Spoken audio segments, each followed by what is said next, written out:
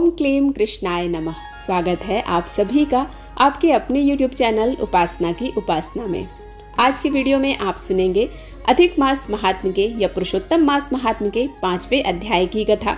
चतुर्थ अध्याय में हमने श्रवण किया था मलमास का बैकुंठ में जाना और वहां जाकर भगवान श्री हरि विष्णु से अपनी व्यथा कहना। पुरुषोत्तम मास महात्म्य के 5वें अध्याय की कथा में आप सुनेंगे मलमास के द्वारा अपने प्राणों को त्यागने की प्रार्थना भगवान श्री हरि विष्णु से करना। देवर्षि नारद जी भगवान श्री हरि विष्णु से कहते हैं कि हे महाभाग, चरणों में पड़े अधिक मास को भगवान श्री हरि ने क्या उत्तर दिया और उससे क्या क्या कहा था, वह संपूर्ण वृत्तांत कृपा करके मुझे विस्तार पूर्वक कहिए। तब श्री नारायण बोले, हे पाप रहित नारद जी, जो हरि ने मलमास के प्रति कहा वह हम आपसे कहते हैं, सावधान होकर सुनिए। हे मुनिश्रेष्ठ, आप जो सत्य कथा हमसे पूछते हैं इसलिए आप धन्यवाद के पात्र हैं। श्री नारायण ने नारद जी से कहा कि भगवान कृष्ण बोले, हे अर्जुन, बैकुंठ का वृत्तांत हम तुम्हारे सन्मुख कहते हैं, सुनो, इसे ध्यान पूर्वक श्रवण करना। मलमास के मूर्छित हो जाने पर श्री हरि ने अपने नेत्रों से जो संकेत दिए, उन संकेतों को प्राप्त करके गरुड़ ने मूर्छित मलमास को अपने पंखों से हवा करना प्रारंभ किया। हवा लगने पर अधिक मास उठकर फिर बोला, हे स्वामी, मैं इस प्रकार का जीवन नहीं चाहता, मैं तो आपकी शरण में आया हूँ, मुझे इस प्रकार से त्यागिए मत नाथ। जगत को उत्पन्न करने वाले हे विष्णु, हे जगतपति, मेरी रक्षा कीजिए। हे नाथ, मुझ शरण में आए हुए की आज आप कैसे उपेक्षा कर रहे हैं। इस प्रकार कहकर कांपते हुए घड़ी घड़ी विलाप करते हुए अधिक मास बैकुंठ में रहने वाले ऋषिकेश हरि से बोले। अधिक मास की ये सब बातें सुनकर भगवान ऋषिकेश बोले, हे पुत्र, उठो उठो, मैं तुम्हारा कल्याण करता हूँ, तुम्हारा कल्याण हो। हे वत्स, विषाद मत करो, दुखी मत हो। ऐसा कहकर प्रभु मन में सोचकर क्षण भर में उपाय निश्चित करके बोले। श्री विष्णु बोले, हे वत्स, योगियों को भी जो दुर्लभ गोलोक है वहाँ मेरे साथ चलो। वहाँ भगवान श्री कृष्ण पुरुषोत्तम रहते हैं। गोपियों के समुदाय के मध्य में स्थित 2 भुजा वाले, मुरली को अपने अधरों पर रखने वाले, नवीन मेघ के समान श्याम, लाल कमल के सदृश नेत्र वाले, शरद पूर्णिमा के चंद्रमा के समान अति सुंदर मुख वाले, करोड़ों कामदेव के लावण्य की मनोहर लीला के धाम, पीतांबर धारण किए हुए, माला पहने, वनमाला से विभूषित, उत्तम रत्न धारण किए हुए, प्रेम के भूषण भक्तों के ऊपर दया करने वाले रहते हैं। चंदन चर्चित सर्वांग, कस्तूरी और केशर से युक्त, वक्षस्थल में श्रीवत्स चिन्ह से सुशोभित, कौस्तुभ मणि से विराजित, श्रेष्ठ से श्रेष्ठ रत्नों के सार से रचित, किरीट वाले कुंडलों से प्रकाशमान, रत्नों के सिंहासन पर बैठे हुए, पार्षदों से घिरे हुए हैं, जो वह श्री नारायण श्री पुरुषोत्तम हैं। वही पुराण पुरुषोत्तम परब्रह्म हैं। वे सर्वत्र स्वतंत्र हैं, ब्रह्मांड के बीच सबके आधार, परे से भी परे हैं। निस्पृह, निर्विकार, परिपूर्णतम, प्रभु माया से परे, सर्वशक्ति संपन्न, गुण रहित, नित्य शरीरी, ऐसे प्रभु जिस गोलोक में रहते हैं वहाँ हम दोनों चलते हैं।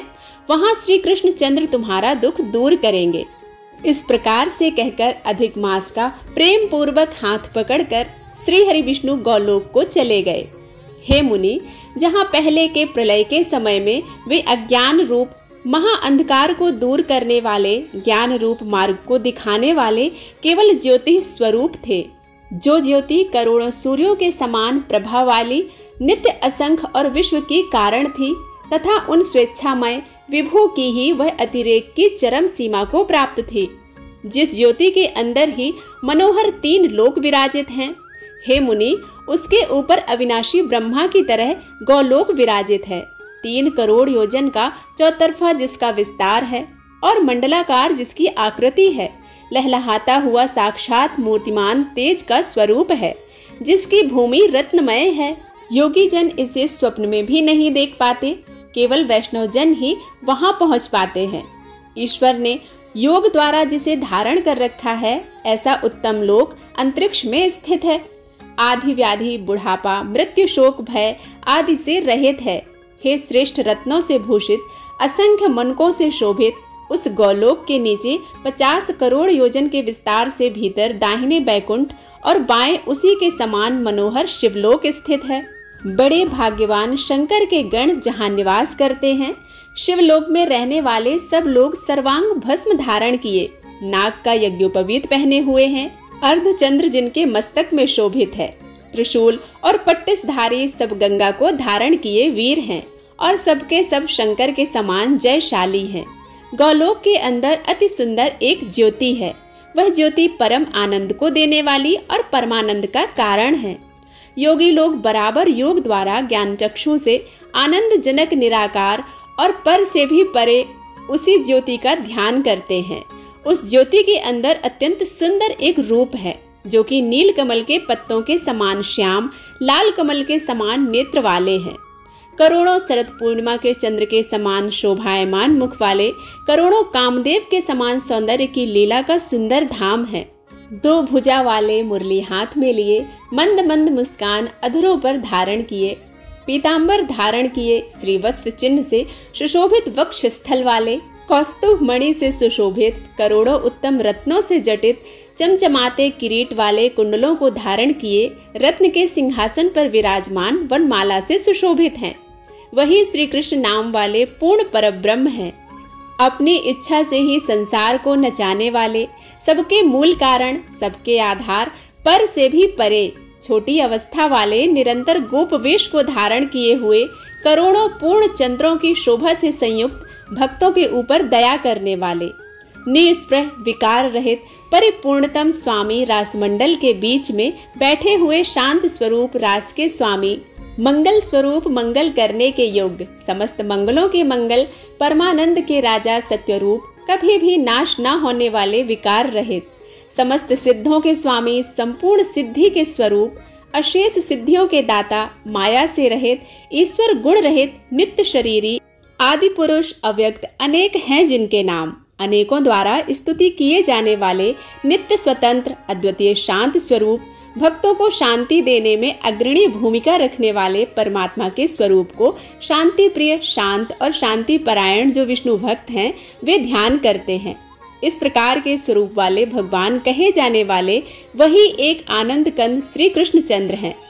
ऐसा कहकर सत्य स्वरूप भगवान विष्णु अधिक मास को साथ लेकर शीघ्र ही परब्रह्म युक्त गौलोक में पहुँचे। सर्वज्ञानी सूत जी समस्त ऋषियों से कहते हैं कि ऐसा कहकर सत्क्रिया को ग्रहण किए हुए नारायण मुनि के चुप हो जाने पर आनंद सागर पुरुषोत्तम से विविध प्रकार की नई कथाओं को सुनने की इच्छा रखने वाले नारद मुनि उत्कंठा पूर्वक बोले। मुनि श्रेष्ठ नारद ने नारायण से क्या कहा, इसके आगे की कथा हम 6वें अध्याय में श्रवण करेंगे। इस कथा को श्रवण करने के लिए आप हमारे साथ जुड़े रहें। उम्मीद करती हूँ यह कथा आपको पसंद आई होगी। यदि पसंद आती है तो प्लीज लाइक जरूर किया करें। चैनल पर पहली बार आए हैं तो सब्सक्राइब करना बिल्कुल ना भूलें। बेल बटन प्रेस करें ताकि रोज आप नई कथाएं सुन सकें। इसी के साथ मैं आप सभी से विदा लेती हूँ, इस विश्वास के साथ कि पुरुषोत्तम भगवान हम सभी के जीवन में सुख, शांति और समृद्धि प्रदान करें। मिलती हूँ 6ठे अध्याय की कथा के साथ। तब तक के लिए जय श्री कृष्णा। राधे राधे।